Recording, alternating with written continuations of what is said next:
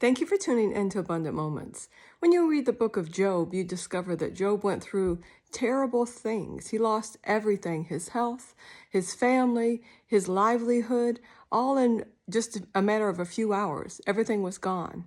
And the Bible lets us know that Job sat down in the ashes and he just cried out to God.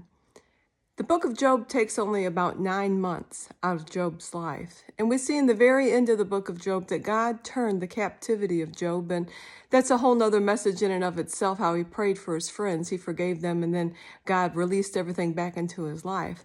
But in the very last chapter, chapter 42, it says that Job, after all of this, he saw his children and his children's children to the 4th generation.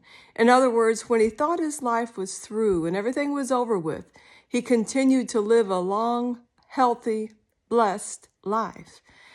And so many times we go through difficulties and we think, this is it, I can't make it through this. But just like with Job, when he continued to trust in God, because he said, I know my Redeemer lives. What was he saying? I know God is still on the throne. He was putting his trust, his faith in God, giving him praise, and God turned his captivity. God took him to the next level of his destiny. When he thought and that it looked like everything was over with him, he continued to praise God, and he saw God took him to that next level. You might be going through a real difficult time right now in your life, and you might think things will never get any better. I want you to know they will. Continue to trust in God. Continue to give him praise. And you will see also that God will turn your destiny, because that's just what he does. That's the kind of God that we serve. Thank you for tuning in.